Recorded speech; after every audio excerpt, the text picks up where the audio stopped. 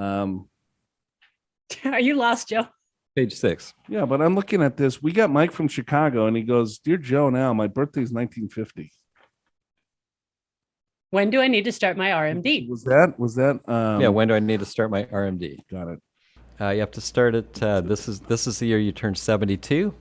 So you've got to do it by April 1st of 2023. But if you wait all the way till then, you have to have 2 RMDs for 2023. Oh, I thought that was like a follow-up question from someone else.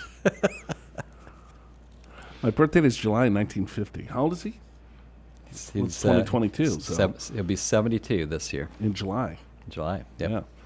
Got it. So he's got to take his RMD Yes. by the end of next year. And if he does take it by the end of next year, he has to take 2. That was April 1st of the following year, his first one. And otherwise, he has to take 2. Correct. Yep. Your required beginning date is April 1st the following year. You turn 72. But if you don't take your RMD this year, you got to take 2 of them next year. Next year. Yep.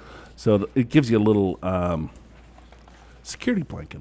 Yeah, because some people don't realize they have to do an RMD. And you know what? If you don't take an RMD, required minimum distribution, when you're supposed to, guess what the penalty is? 50%. Half. Half, right? So there you go. You're pretty close to that age. Not exactly. I am closer than you, though. Yeah, boy.